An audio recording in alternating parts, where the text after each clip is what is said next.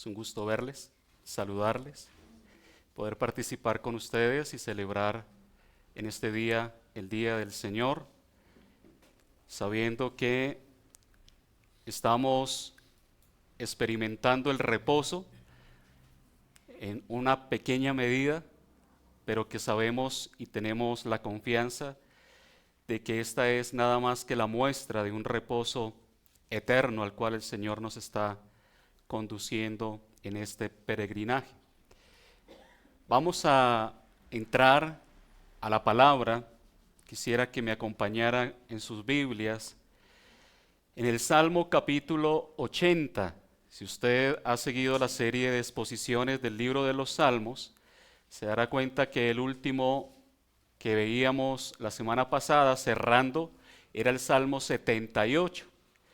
Salmo 79 lo predicamos hace un año en diciembre, por lo tanto vamos a saltarlo y vamos a seguir al Salmo 80. Quiero que tenga su Biblia abierta en el Salmo 80, yo lo voy a leer para ustedes. Ustedes me siguen en sus Biblias y vamos a ver esta enseñanza en esta mañana bajo el título La oveja y la viña del Señor. Salmo 80 dice: al músico principal sobre lirios, testimonio, salmo de Asaf. Oh pastor de Israel, escucha, tú que pastoreas como a ovejas a José, que estás entre querubines, resplandece.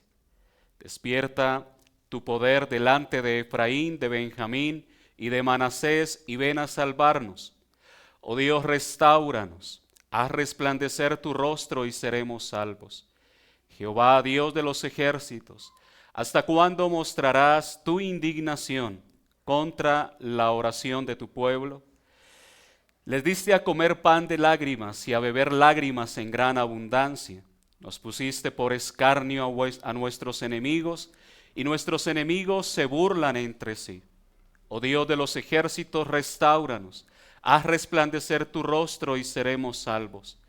Hiciste venir una vid de Egipto, echaste las naciones y la plantaste, limpiaste sitio delante de ella, e hiciste arraigar sus raíces y llenó la tierra. Los montes fueron cubiertos de su sombra, y con sus sarmientos los cedros de Dios. Extendió sus vástagos hasta el mar, y hasta el río sus renuevos. ¿Por qué aportillaste sus vallados? Y la vendimian todos los que pasan por el camino. La destroza el puerco montés, y la bestia del campo la devora. Oh Dios de los ejércitos, vuelve ahora, mira desde el cielo y considera, y visita esta viña, la planta que plantó tu diestra, y el renuevo que para ti afirmaste. Quemada a fuego está, asolada, perezcan por la reprensión de tu rostro. Sea tu mano sobre el varón de tu diestra, sobre el hijo de hombre que para ti afirmaste. Así no nos apartaremos de ti, vida nos darás, e invocaremos tu nombre. Oh Jehová, Dios de los ejércitos, restáuranos, haz resplandecer tu rostro y seremos salvos. Este salmo, hermanos, se titula Al músico principal sobre lirios, testimonio, salmo de Asaf.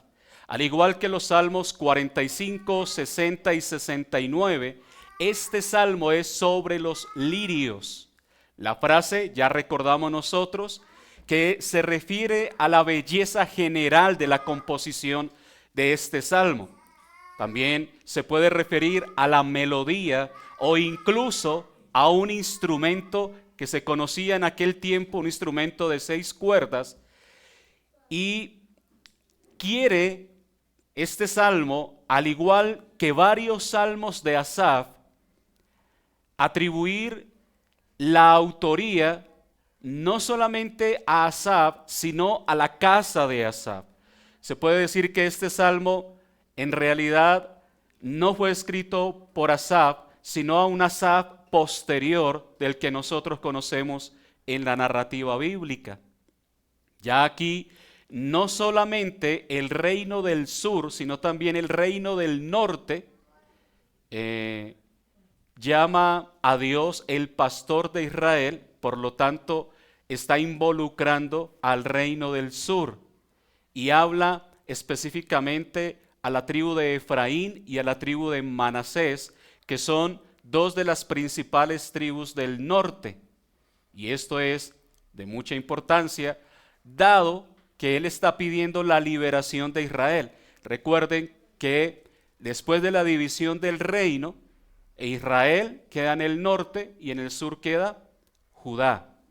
De esta manera, la intención del salmista nos ubica en el tiempo para identificar a quién le está hablando y con qué propósito le está hablando. Y es con la idea de una súplica por la liberación del reino del norte en algún momento de la historia antes de la caída ante el ejército asirio en el año 721 antes de Cristo.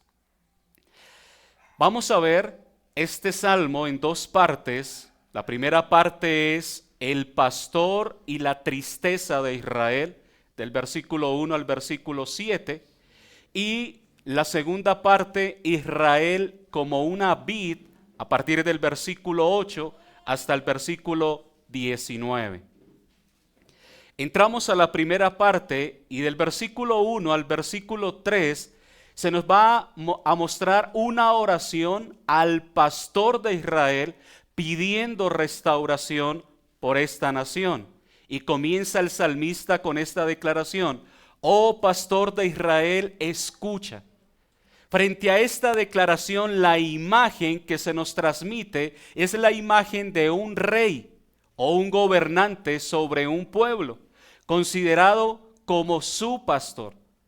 Y era común esta imagen en el antiguo pacto. Cuando nosotros miramos la imagen de pastor, entendemos el valor que se le está dando a aquel que cuida de su pueblo, que cuida de sus ovejas. Asaf claramente entendía y correctamente lo entendía que de una manera especial y aún de una manera maravillosa, Jehová era el pastor de Israel. Él era quien debía y guiaría como ovejas, en este caso lo dice el salmista, a José, que es el pueblo de Israel. Ahora, aunque esta declaración aparece con frecuencia en otros lugares, la idea que se transmite de Dios como el pastor de Israel aparece en el libro de los Salmos solamente 2 veces. Aquí, en este Salmo 80, ¿y dónde más? En el Salmo 23, que es el conocido por todos, bueno, o por lo menos eso esperaba. Salmo 23, donde se habla claramente del Señor, es mi pastor. Spurgeon, con relación a este salmo, dice: el nombre de pastor está lleno de ternura y por eso es elegido por el salmista que está en un momento de tribulación. Los corazones quebrantados se deleitan en los nombres de la gracia, es decir, que cuando nosotros como creyentes atravesamos momentos difíciles, momentos de tribulación, de angustia, donde experimentamos ciertas situaciones adversas, la mejor manera de identificar a Dios en esos momentos es con estos nombres que expresan gracia.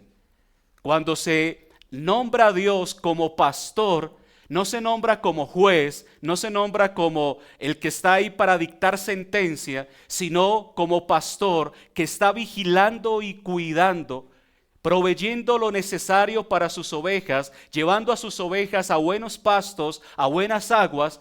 Esta imagen de pastor transmite la idea de la gracia del Señor. Es por eso que el Salmo 23 es tan querido y tan apreciado por el pueblo de Dios. El Señor es mi pastor, nada me falta. Y claramente, ya lo he dicho varias veces desde este púlpito, pero el Salmo 23 no promete que nada me va a faltar. No es que el Señor esté diciendo, como el Señor es mi pastor, nada me va a faltar. No, lo que está transmitiendo el salmista, en este caso el Salmo 23 de David, es que como yo tengo al Señor como mi pastor, Él llena lo que yo necesito. Y nada me falta. Aparte del Señor no quiero nada, porque lo tengo a Él y con Él es suficiente. Esa es la imagen del pastor. El pastor es suficiente para nosotros. La felicidad nuestra no depende de nuestro matrimonio, aunque cumplamos un año de casados y estemos de aniversario. Mi felicidad no depende de la cantidad de hijos que tenga, aunque a veces se porten no tan agradablemente. Mi felicidad no depende de la posición que yo tenga en esta sociedad o del empleo con el que yo cuente y la estabilidad que éste me brinde. La felicidad nuestra no depende de ninguna cosa circunstancial. La felicidad nuestra está en que tenemos al Señor como nuestro pastor. Ahí encontramos nuestra felicidad, nuestra seguridad, nuestro consuelo. Y es ahí a lo que quiere apuntar el salmista. Ahí a donde quiere ir, porque él dice, oh pastor de Israel, escucha. Él está buscando y encontrando en el Señor esa gracia que tanto necesita. Es el pastor de Israel el que alimenta al pueblo. Es el pastor de Israel quien vela por su pueblo, quien lo defiende, quien redime, quien reduce. Y dice, tú que lo tomas, tú que los cuidas, los limpias, tú quien guías conforme a cómo debe andar este pueblo. Tú que provees para cada una de las necesidades de tu pueblo. Tú que haces todos los oficios del buen pastor para con tu pueblo. A ese pastor es al que está clamando el salmista. Y ese es el mismo pastor que nosotros tenemos. Es el pastor de Israel. No solamente del Israel étnico en el tiempo pasado, sino que es el pastor del pueblo de Dios, de la iglesia en el presente. Y es a ese pastor, con esa visión de gracia, al que nosotros debemos acercarnos. En el cual nosotros debemos aprender verdaderamente a confiar y descansar y encontrar en Él nuestra felicidad. Si usted es de los que todavía anda buscando la felicidad, después de haber conocido al Señor, le tengo que decir algo, no ha conocido al Señor. No lo ha conocido.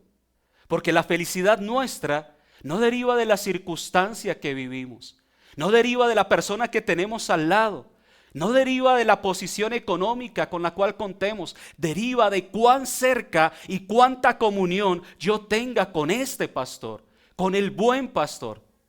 De ahí deriva nuestra felicidad, nuestra confianza, nuestra esperanza.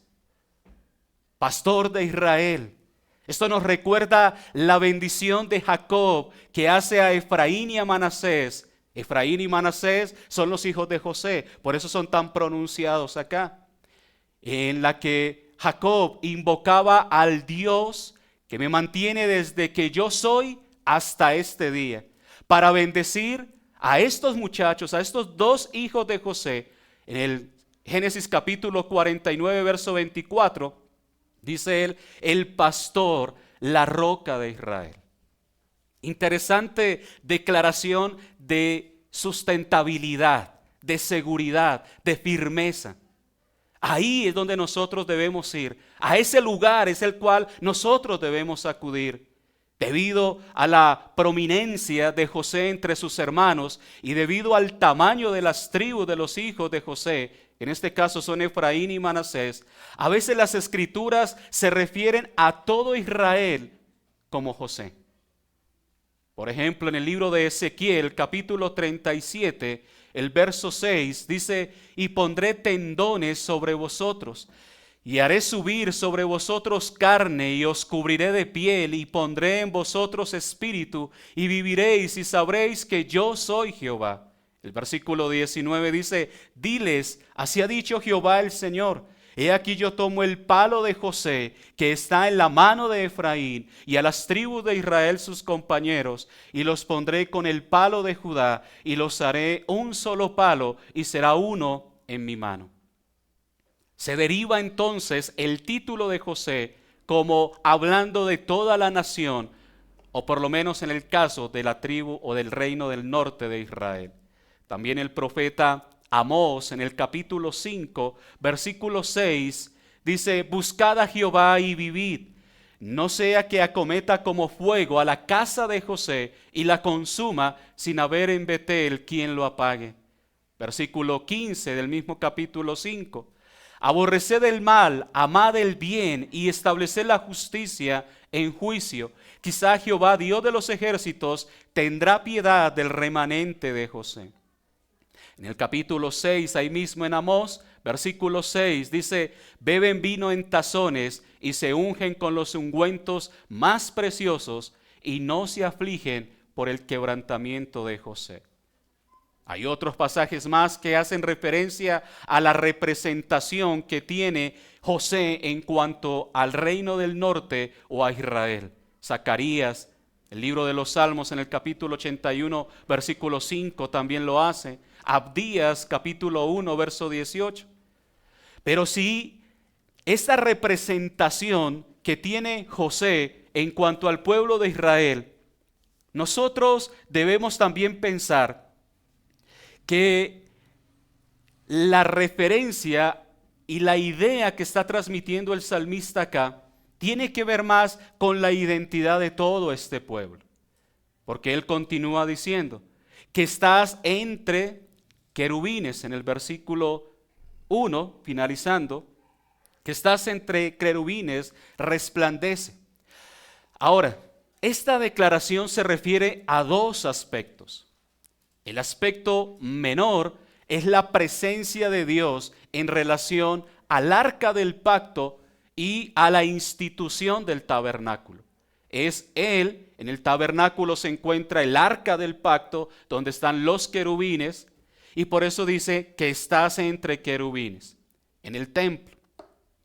Pero el aspecto más importante es el reconocimiento de que en el cielo y su realidad, Dios mora entre querubines.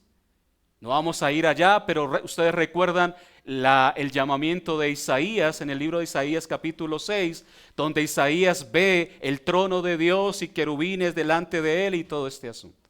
Él mora entre querubines, está entre ellos y él dice resplandece.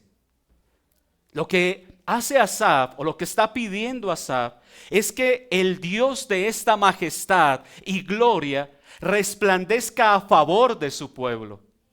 Cuando Dios resplandece, ¿qué pasa con la oscuridad? Se disipa. Todo aquello que está trayendo tinieblas, todo aquello que está trayendo tristeza, todo lo que está trayendo dolor, angustia, tribulación, que la Escritura normalmente refleja como oscuridad y tinieblas, cuando resplandece Dios, todas estas tinieblas desaparecen, se disipan. Dios resplandece, ese es el pedido del salmista. Tú que habitas entre querubines, resplandece. La única manera en que aquellos que están en tinieblas puedan ser traídos a la luz es que Dios mismo resplandezca para ellos. Y Él, de manera precisa, a través de la obra de nuestro Señor Jesucristo, resplandece desde el cielo en esa obra magnífica y gloriosa que divide la historia de la humanidad en dos, donde el apóstol Pablo constantemente habla del poder del evangelio que trae salvación, que traslada de las tinieblas a la luz, que resplandece en los corazones. Esta clase de declaraciones, que es la mejor manera en la que podemos ver el reflejo del resplandor de Dios, es a través de Jesucristo. Delante de Efraín, dice el salmista, delante de Benjamín, delante de Manasés. Y el orden que utiliza el salmista de disposición es el que se ve normalmente, el que en el orden establecido alrededor del tabernáculo. Recuerde que en la peregrinación el tabernáculo iba en el centro y las tribus se ubicaban alrededor del tabernáculo. Y lo que utiliza el salmista aquí es ese orden. Y en el orden de marcha, estas tribus estaban agrupadas en el lado este del tabernáculo. Esto nos lo muestra el libro de Números, capítulo 2 y capítulo 10. Estas tres tribus iban después del arca. Cuando el arca se movía, ellas iban tras ella. Y es por eso que cuando nosotros observamos lo que el salmista está diciendo y lo que continúa diciendo, despierta tu poder delante y ven a salvarnos. ¿Quién es el que va delante de estas tribus? Es Dios mismo representado en el arca, en el tabernáculo. El Dios lo suficientemente poderoso como para pastorear a Israel y traer al pueblo de Egipto a Canaán, era lo suficientemente fuerte como para librarlos de la crisis actual que estaba viviendo el pueblo en el tiempo del salmista. Pero si su poder era despertado, despierta, resplandece. Esta, hermanos, era una oración de fe, pero era una oración que comprendía la manera en que Dios se desarrolla, en la manera en que Dios actúa, y mostraba clara dependencia de parte del salmista. No es solamente, hermanos, orar, es saber cómo orar, es saber intervenir en la forma en que Dios ha establecido su pacto, cómo Él a través del pacto establece una regulación especial para que el pueblo que esté en ese momento en el pacto sepa cómo acercarse a Él. Nosotros, hermanos, debemos entender esas verdades, las realidades de cómo se desarrolla el tiempo de Dios y cómo nosotros hoy día podemos decirle: Señor, despierta por nosotros, por tu pueblo, resplandece en medio de esta generación, que sea salvando al que tengas que salvar, a nuestros hijos, a nuestro esposo, a nuestro hermano, a nuestro cónyuge, a quien sea, pero que resplandezca. No para que simplemente le dé salud, no para que simplemente le dé riqueza, no para que simplemente le dé un trabajo, porque ese no es el objetivo del pacto. El pacto tiene que ver con redención eterna. Y cuando nosotros pedimos a Dios que resplandezca, no es para un bien temporal, es para un bien eterno. Y es ahí donde nosotros debemos aprender a ubicarnos en el desarrollo histórico. Dios despierta por nosotros. Despierta por aquellos que todavía están en tinieblas. Resplandece que a través del poder de tu evangelio, que es predicado a través de mí, de este humilde servidor, es decir, de cada uno de ustedes, que cada vez que abramos nuestra boca, la gloria de Dios se manifieste y todos aquellos que estén en tinieblas sean trasladados a la luz. Ese es el poder que Dios está estableciendo en su iglesia. No debemos temer, hermanos, a la hora de nosotros ir en el nombre del Señor. Aquí el salmista está pidiendo algo que uno dice: ¿cómo así, Señor, despierta? Qué manera tan irreverente de hablarle a Dios. Resplandece, como que este salmista le está dando órdenes a Dios. Pero lo que él está haciendo es apelando a lo que Dios mismo le había dicho al pueblo que él podía demandar de Dios. Y pide, sigue pidiendo: oh Dios, restáuranos. Esto comienza con un estribillo que se repite 3 veces en este salmo, y en la lectura, imposible no lo hayamos notado, versículo 3, versículo 7 y versículo 19.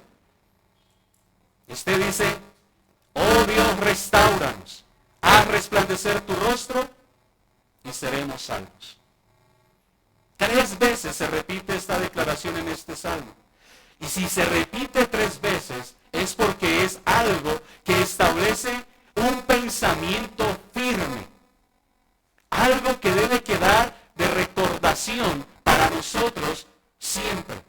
Y expresa confianza, expresa dependencia de Dios y confianza en que su favor, mostrado a través del rostro resplandeciente, era todo lo que se necesitaba para la restauración y la bendición de Israel.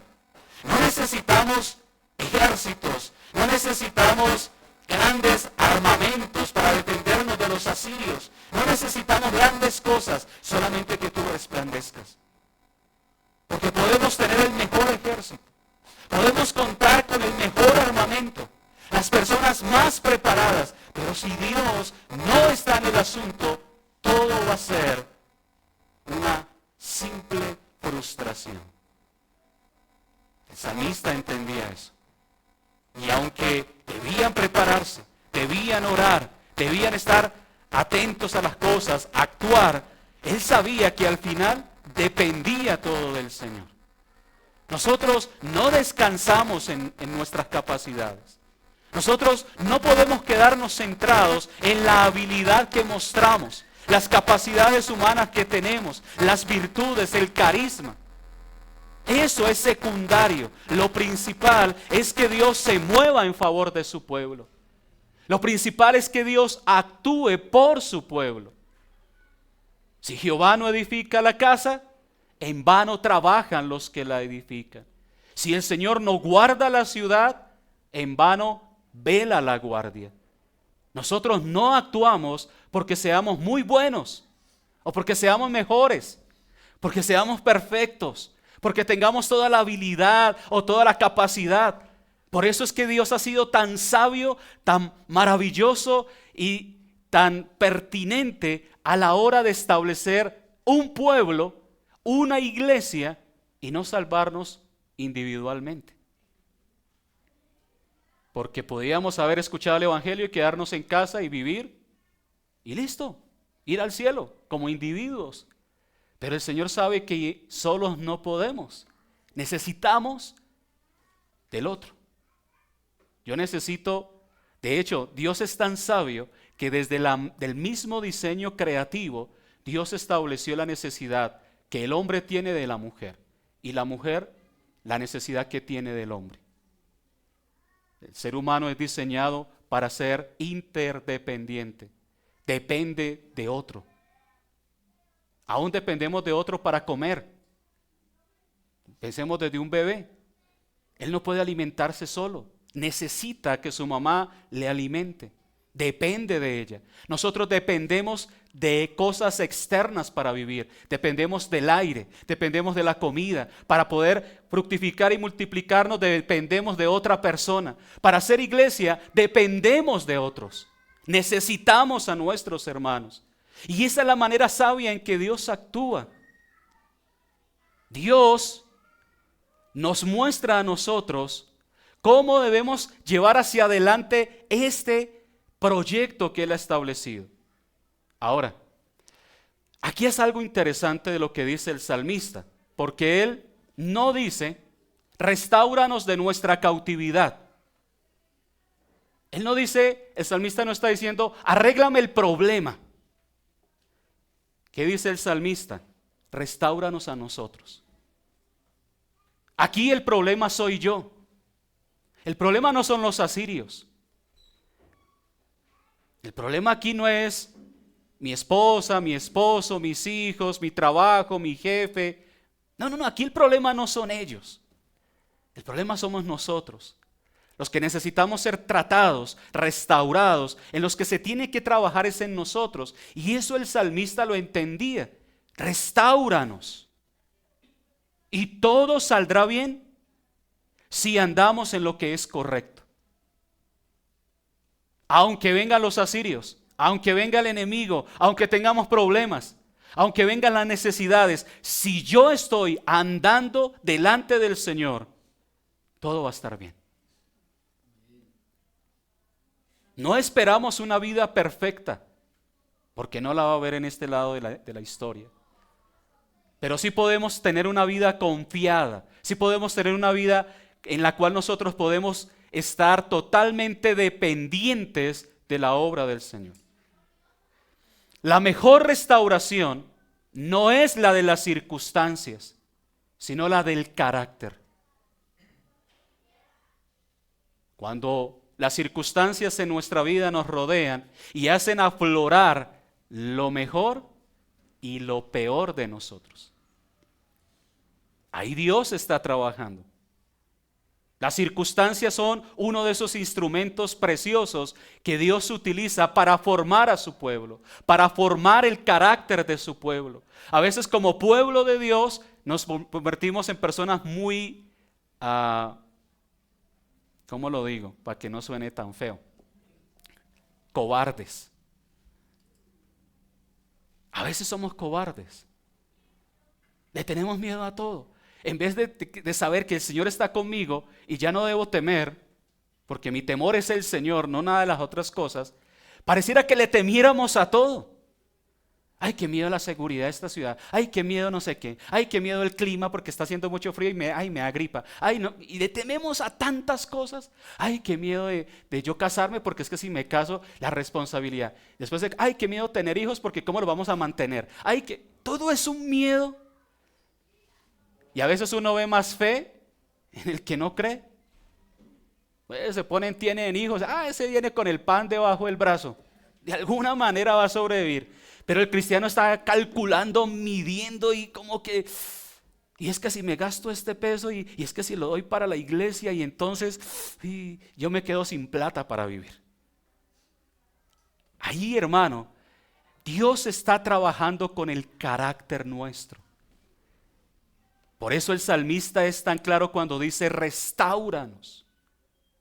Restaura nuestra confianza en ti. Y es necesario que el Señor restaure a su pueblo, porque cuando el Señor restaure a su pueblo, pronto restaurará su propia condición. Y eso quiero que lo entiendan bien, porque a la hora de que el pueblo de Dios vive como el pueblo de Dios, el Dios del pueblo va a ser reconocido como el verdadero Dios. Pero a veces el pueblo de Dios no transmite lo que debiera transmitir y la imagen de Dios es mancillada. El nombre del Señor, dice la Escritura, es blasfemado por causa del pueblo de Dios. Y eso que son cristianos y se la pasan asustados y se la pasan hablando de que no sé qué va a pasar esto y qué va a pasar aquello y qué vamos a hacer. El nombre del Señor, ¿dónde queda cuando nosotros actuamos con ese temor? Vamos en el nombre del Señor. Spurgeon vio en esta línea y la siguiente una descripción de los factores del avivamiento. Y esto es importante para nuestro tiempo también. Primero está la restauración del pueblo de Dios. Y luego está el rostro resplandeciente de Dios brillando en toda la bondad de su presencia. En esos dos combinados vemos suceder la obra del verdadero avivamiento. La restauración del pueblo hace que el rostro de Dios resplandezca. Por eso es que la Escritura dice: el juicio comienza por casa. Si nosotros estamos a veces tan ocupados de las cosas de afuera, que nos descuidamos a nosotros mismos, de nuestra comunión con el Señor, de nuestra fidelidad con Él, de nuestro compromiso con el Señor. Y debemos ser restaurados. Se debe restaurar ese altar en nuestra vida de tal manera que la gloria del Señor se manifieste y sea conocida por todos. ¿Cuándo una persona va a querer seguir al Dios nuestro? Cuando nosotros le mostremos que amamos seguir al Dios nuestro, que anhelamos seguirle, que estamos felices por seguir a ese Dios, que estamos satisfechos siguiendo a Dios. Cuando el domingo en la mañana nos levantamos temprano y la gente nos pregunta: ¿y usted para dónde va? Voy para culto, a buscar a mi Señor. No es de los que dice: ay, voy para la iglesia otra vez, ya toca ir. No, yo voy para la iglesia a adorar a mi Señor y a encontrarme con mis hermanos. Voy a celebrar su día. Y puede llegar la suegra, puede llegar el hermano, puede llegar el primo, puede llegar quien sea, pero para nosotros primero está nuestro Señor. Esa es la actitud, el pensamiento, el testimonio de lo que hace un creyente frente a este mundo. Y cuando nosotros seamos restaurados, como dice el salmista, entonces la gloria del Señor va a ser manifiesta. Ay, usted se la pasa cada rato allá en esa iglesia. Yo recuerdo que a nosotros nos decían: es que ustedes son personas buenas. ¿Ustedes por qué van a la iglesia? Y nosotros decían: gracias. Pero en realidad no somos tan buenos como ustedes piensan. La gente tiene un concepto y nosotros debemos cambiar ese concepto. Hacerles ver a través de nuestra propia vida que para nosotros sí el primero es el Señor. Spurgeon dice: quiero volver a esos tiempos, cuando las primeras lluvias refrescantes descendieron del cielo. ¿Nunca has escuchado que bajo uno de los sermones de Whitefield se salvaron hasta 2000? Él era un gran hombre, pero Dios puede usar tanto a los pequeños como a los grandes para producir el mismo efecto. ¿Y por qué no debería haber almas salvadas aquí, más allá de todos nuestros sueños? ¿Por qué no debería, hermano, Dios usarlo a usted y a mí? Porque a veces nos catalogamos a nosotros mismos de una manera incorrecta. El salmista dice entonces: haz resplandecer tu rostro. Esto claramente se remonta a la bendición que se ordenó a los sacerdotes proclamar al pueblo de Israel en el libro de Números capítulo 6, verso 24 al 26, y tiene la idea de la presencia, el placer y el favor de Dios. Haz resplandecer tu rostro. El salmista, hermanos, debe haber escuchado esta bendición muchas veces. Y entonces él ora aquí: haz resplandecer tu rostro sobre nosotros para que seamos salvados. Nuestro mayor temor es la retirada de la presencia del Señor. Y nuestra más brillante esperanza es la perspectiva del regreso de esa luz sobre nosotros. En los tiempos más oscuros de Israel, la luz del semblante del pastor de Israel es todo lo que se necesita. Todo lo que nosotros necesitamos como iglesia es que el Señor haga resplandecer su rostro sobre nosotros. Y seremos salvos. Ser salvos significa aquí ser rescatado de los ataques de las naciones hostiles. El poeta estaba seguro de que la única defensa de Israel era Dios, y que un destello de su rostro marchitaría a los enemigos más fuertes. ¿Qué necesitamos, hermanos? Del versículo 4 al versículo 7 viene a hablarnos el salmista de la ira de Dios que entristece a su pueblo.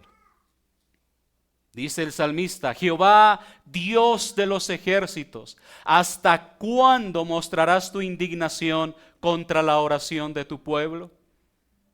Y hermano, esto debe ser una declaración muy, muy terrible de lo que el salmista estaba experimentando, de lo que estaba viviendo y lo que él percibía en medio del pueblo de Israel. Es terrible sentir que Dios está enojado y que está aún en contra de nuestra oración, la oración de su pueblo. El dolor es más profundo cuando se reconoce que es el Dios de los ejércitos celestiales, el Señor Dios de los ejércitos, quien de alguna manera se ha opuesto a su pueblo. Y la manera en que el salmista muestra a Dios es de una manera terrorífica, porque es el Dios de los ejércitos, el Dios poderoso, el Dios que está enlistado para la batalla, el Dios que enfrenta con todo su poderío. Y dice él: ese Dios es el que está indignado con nuestra oración. Y la traducción «mostrarás tu indignación» no es más que una débil reproducción del vigoroso original, que traduce literalmente «sacarás humo». Por ejemplo, en el Salmo 74:1 normalmente se hace referencia a esta misma declaración. Y esto nos habla de la ira de Dios como humo, pero aquí se está aplicando a la figura de Dios mismo. Tú estás como humo, tú estás airado, tú estás indignado contra la oración. El clamor, la petición, lo que expresa el pueblo de Dios, en lugar de traer a Dios olor fragante, está trayendo a Dios ira. Que Dios se enoje con nosotros cuando pecamos es algo natural, porque es pecado y necesita y se ve reflejado en la indignación de Dios.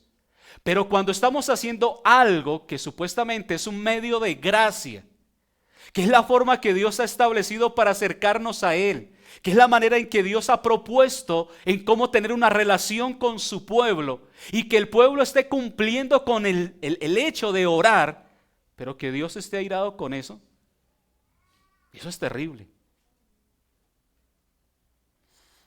Eso es un dolor amargo. Que Dios se aire por mi pecado, pero que Dios se aire porque yo oro. Eso debe hacernos reflexionar. ¿Qué estamos orando? ¿Qué estamos pidiendo? ¿Hacia dónde y cómo está enfocada nuestra oración? Además de eso, ¿cómo está nuestra vida para que nuestras oraciones sean coherentes? Porque puede que yo esté orando lo que es, pero mi vida contradiga lo que estoy orando. Y eso hace que mi oración sea ofensiva. El salmista continúa diciendo, y a beber lágrimas en gran abundancia. Aquí Asaf usa la metáfora de beber lágrimas para expresar el gran dolor del pueblo de Dios. Ustedes recuerdan el Salmo 42, versículo 3, usa una imagen similar, donde el salmista dice, fueron mis lágrimas mi pan de día y de noche. No puede haber, hermanos, una imagen más sorprendente de Sión en el cautiverio, que su pan está mojado de lágrimas y su copa está llena hasta el borde de ellas. Es decir, que lo que está transmitiendo la descripción de esta imagen es que aún el que ellos puedan adquirir la comida tiene que ser con lágrimas y con sufrimiento. Y si usted es consciente, si usted es de los que hoy busca su pan y busca su vino, es decir, trabaja por su comida, se va a dar cuenta y va a estar identificando mucho de la posición de este hombre Asaf en esta descripción. Cuando hoy usted trabaja y lo que usted trabaja y gana no le alcanza para comprar la comida que necesita para subsistir. Cuando cada vez la comida está más costosa y usted con lo que antes hacía su mercado hoy no alcanza a hacerlo. Eso es lo que está transmitiendo aquí el salmista. El pan, la comida está mojada de lágrimas, la copa de vino está llena de lágrimas. No hay vino, hay lágrimas. Hay dolor, hay un costo, hay un precio que va más allá del dinero y es el sufrimiento que está experimentando el pueblo. Y el salmista está colocando eso, y a beber lágrimas en gran abundancia. Con lo que nos alimentamos, está diciendo el salmista, es con nuestro sufrimiento. Además de esto, nuestros enemigos se burlan entre sí. Hay burlas, hay insultos de los enemigos de Israel. Y esto era doloroso para Asaf. Y el pueblo de Dios en esa condición tan baja, aparte de que estaba en medio de un conflicto, estaba experimentando grandes necesidades. Y les dolía por ser escarnio a sus vecinos y escuchar esa risa burlona que los señalaba y los juzgaba. Hermanos, esto solamente lo puede describir una persona que verdaderamente experimenta estas verdades. El salmista señala a un Dios enojado, una nación que llora y enemigos que se burlan. ¿Qué más aflicción podía haber para este pueblo? Por todo lugar, enemigos, tristeza y Dios abandonándolos y enojado con ellos. Nuevamente el salmista viene y repite lo del versículo 3. Oh Dios, restáuranos. Oh Dios, restáuranos. Haz resplandecer tu rostro sobre nosotros y seremos salvos. Ahí es donde se entiende el valor de esta declaración. Ahí es donde se entiende el porqué de este clamor. Pero en el versículo agrega algo. Me perdí, estoy en el 81. Versículo 7. Oh Dios de los ejércitos, restáuranos, haz resplandecer tu rostro y seremos salvos. Ahí agrega una palabra más y es ejércitos. Oh Dios de los ejércitos. ¿Por qué él agrega esa palabra? Porque está enfatizando también en su poder y en su autoridad. Es necesario que el Dios de los ejércitos, que se ha levantado, ahora esté a favor más bien de ellos. Una nueva expresión de su miseria da lugar a una nueva oración de restauración y rescate por el rostro resplandeciente y aprobador de Dios. Y ahí pasamos a la segunda parte del Salmo, del versículo 8 al versículo 19, que nos habla de Israel, Israel como una vid. Y el versículo 8 al versículo 11, la vid de Israel es plantada en la tierra prometida. Y comienza el salmista a hacer la descripción del pueblo que hizo venir una vid de Egipto. La vid es una ilustración familiar de Israel en el Antiguo Testamento. Esta vid fue trasplantada de Egipto y fue llevada a la tierra prometida.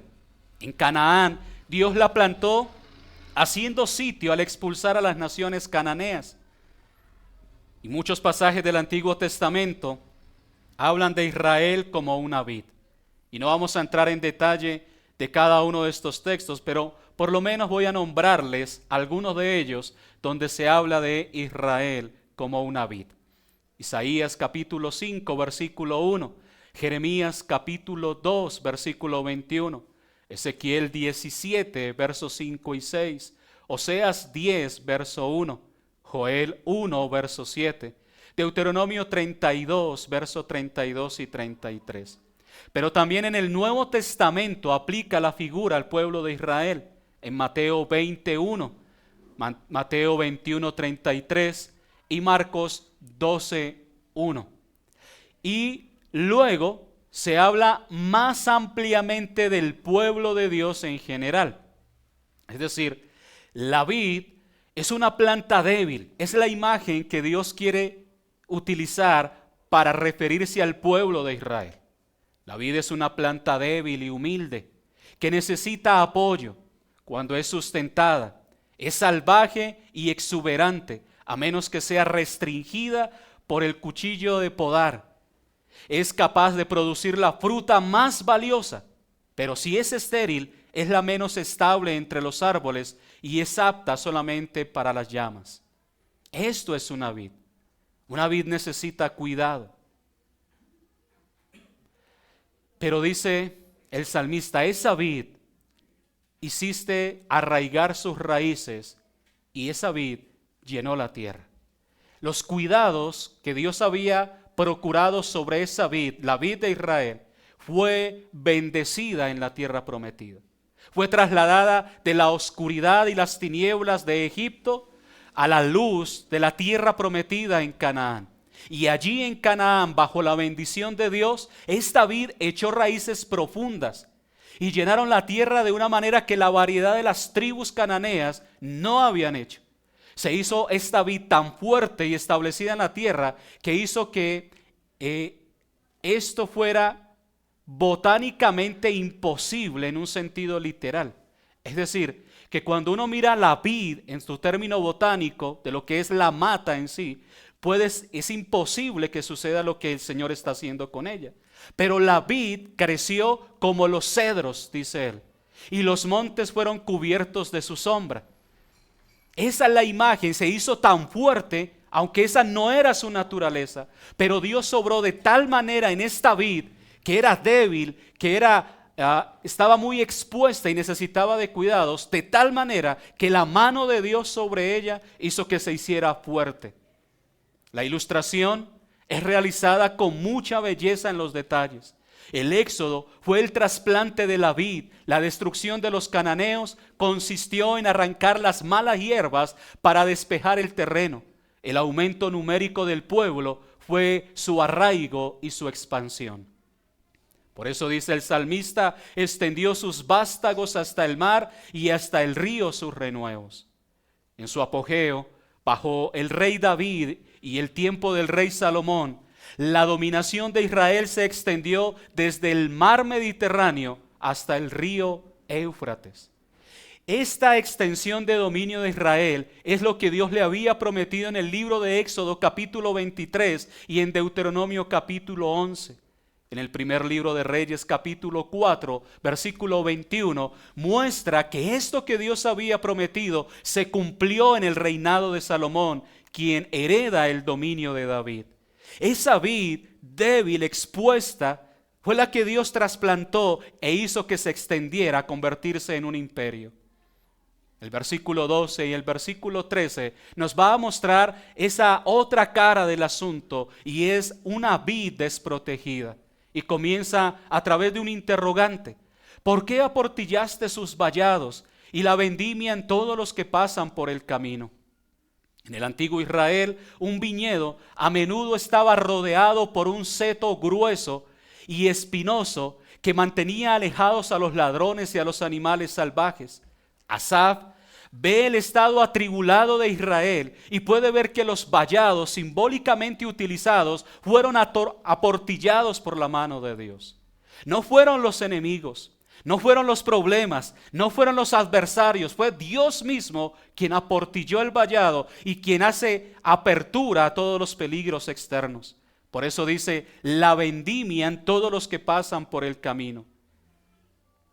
Sin protección de los vallados de Dios, la tierra de Israel estaba lista para ser saqueada y devorada por sus enemigos. Y utiliza una imagen interesante en el versículo 13. La destroza el puerco montés, la bestia del campo la devora.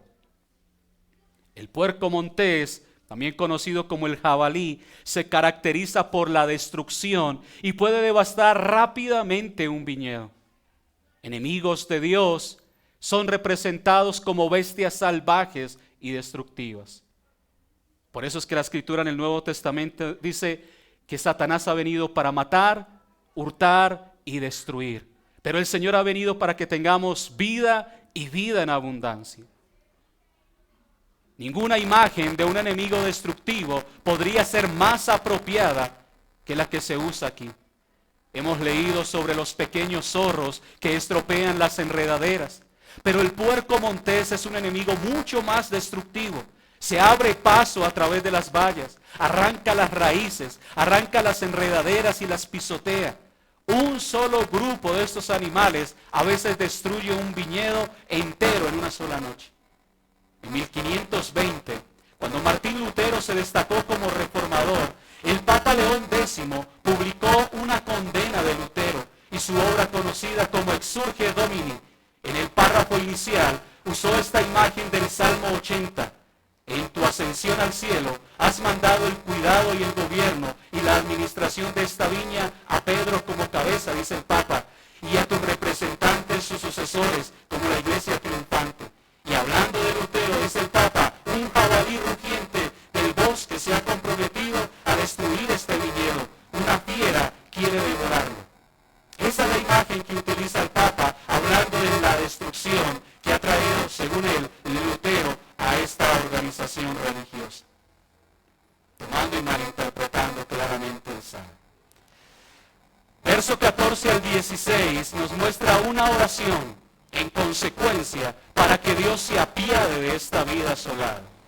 Vuelve ahora, vuelve ahora. Ese es el clamor urgente, la necesidad apremiante, con una súplica ferviente.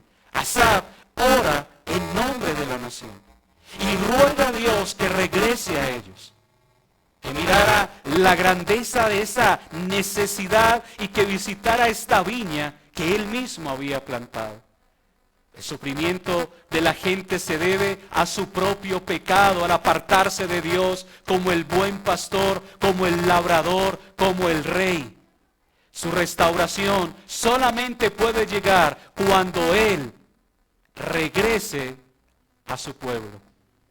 Visita esta viña, dice el salmista, y el renuevo que para ti afirmaste. Es la oración, hermano, por un líder que el Señor había levantado, o por el Mesías a quien se esperaba. Es el clamor abierto a través de las palabras de un hombre en representación del pueblo, clamando por la manifestación de aquel que vendría y restauraría esa viña. Esta viña está quemada a fuego, está asolada. La gran asociación de esta viña vino de la reprensión de Dios mismo. La reprensión, dice él, de tu rostro. El asunto de lo que experimenta el ser humano sobre esta tierra, de lo que experimenta el hombre que se niega a reconocer a Dios, aquel que es rebelde y desobediente delante del Señor, y lo que experimenta cada hombre y cada mujer, de aún de aquellos que han conocido a Dios, pero se comportan contrariamente a lo que Dios establece, es solamente una reprensión de Dios mismo. No podemos ser tan ingenuos, hermanos. No podemos ser tan tercos a la hora de no identificar esta clase de cosas. Y cómo nosotros debemos responder ante tal situación. Concluye el salmista a partir del verso 17 hasta el verso 19, hablando de la restauración en el varón de la diestra de Dios. Sea tu mano sobre el varón de tu diestra. Esta es una declaración muy importante sobre el Hijo de hombre que para ti afirmaste. En la baja posición de Israel, Asaf sabía que la nación necesitaba liderazgo. Le pide a Dios que esté con un hombre en particular y que bendiga a su pueblo a través de este hombre, que sea su mano a través de él, el varón de su diestra. Quizá Asaf pensó primero en el actual rey de Israel, pero en última instancia el varón de la diestra de Dios es Jesucristo mismo. En Efesios capítulo 1 versículo 20 dice: la cual operó en Cristo, resucitándole de los muertos y sentándole a la diestra en los lugares celestiales, a quien se le dio toda la autoridad, todo el gobierno, todo el poder sobre su pueblo. Hebreos capítulo 8 versículo 1 dice: ahora bien, el punto principal de lo que venimos diciendo es que tenemos tal sumo sacerdote, el cual se sentó a la diestra del trono de la majestad de los cielos. Hermanos, las naciones surgen o caen en gran parte por medio de los individuos. Por un Napoleón los reinos son azotados, o por un Wellington las naciones se salvan del tirano. Y es por Jesucristo, hombre, que el Israel caído aún debe volver a la vida, y de hecho a través de él, que se digna llamarse a sí mismo el Hijo del Hombre, el mundo debe ser liberado del dominio de Satanás y de la maldición del pecado. El varón de tu diestra es la única persona de la que se puede decir que está a la diestra de Dios como intercesor. Es Jesús, es el Mesías que se convierte en nuestro libertador.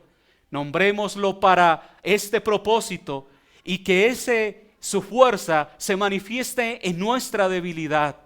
Porque ¿quién será restaurado? Los judíos, si es que alguna vez serán restaurados a su propia tierra, sino a través de Jesucristo. Nosotros debemos entender el valor de la obra de Cristo, no solamente en su muerte, sino en su vida y aún en la vida después de la muerte. Solo por Él puede encontrar el pueblo de Dios misericordia. Solo por medio de Jesucristo el hombre puede reconciliarse con Dios. No hay otro medio, no hay otro camino. El salmista dice: sobre el Hijo del Hombre que para ti afirmaste. Y esto es probablemente, se ora con referencia al rey que tenía Asaf. Pero también es claro que para nosotros el máximo Hijo del Hombre es nuestro Señor Jesucristo. Y es Él quien recibe la fuerza de Dios como un hombre sometido a su Padre en el cielo. Así no nos apartemos de ti, dice el salmista.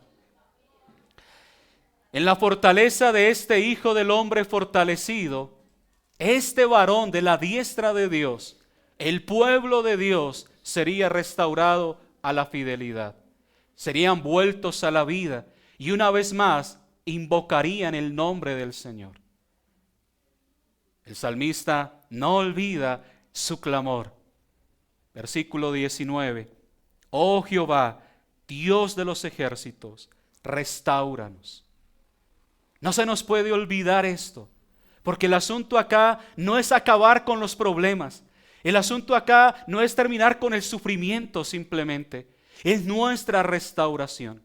Y es esa restauración la que puede ser lograda únicamente por nuestro Señor Jesucristo. Solo el Señor puede darnos vida otra vez.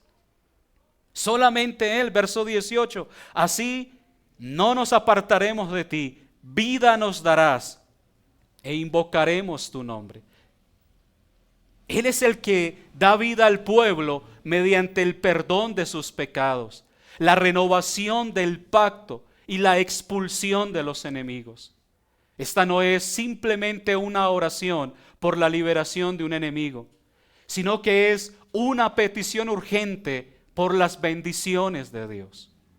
Oh Jehová, Dios de los ejércitos, restáuranos.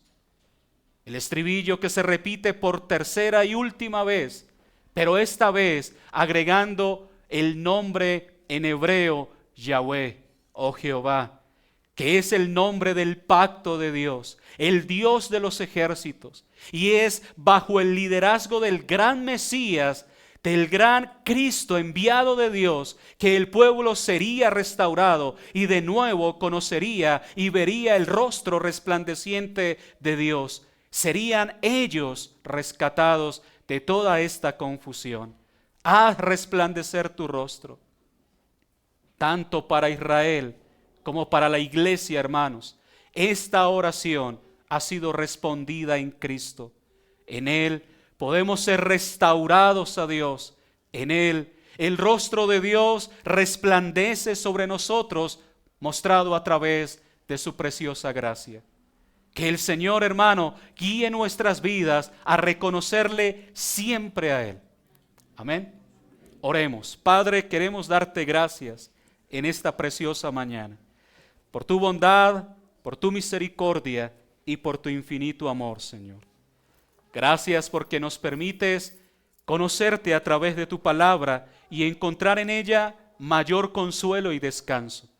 Gracias porque hoy podemos estar delante de ti, no como solamente hombres cualquiera, sino como tu pueblo, tus hijos, tu iglesia, Señor, en la cual tú obras a través de diferentes maneras. Gracias porque en medio de toda situación, eres tú el que nos sostiene, eres tú el que nos guarda, Señor. Y junto con Asaf y el pueblo de Israel, hoy como iglesia, Señor, tenemos que decir, restáuranos. Haz resplandecer tu rostro, Señor, sobre nosotros y entonces seremos salvos. Solamente en ti encontramos ese consuelo eterno, la maravilla de tu gloria que obra en nuestras vidas a pesar de nuestra necesidad, de nuestra limitación, Señor. Oro por tu iglesia, por aquellos que luchan, que batallan día tras día con diferentes situaciones, con sus propios corazones, con sus propias vidas, que combaten contra el pecado, Señor. Ruego que les ayudes, que les concedas de tu fuerza, les concedas de la sabiduría que se necesita para combatir, Señor, contra ese viejo hombre pecaminoso que combate contra nuestro cuerpo, Señor. Te ruego para que tu iglesia sea restaurada, para que podamos como iglesia comprender el valor de la obra tuya en medio de nosotros, Señor.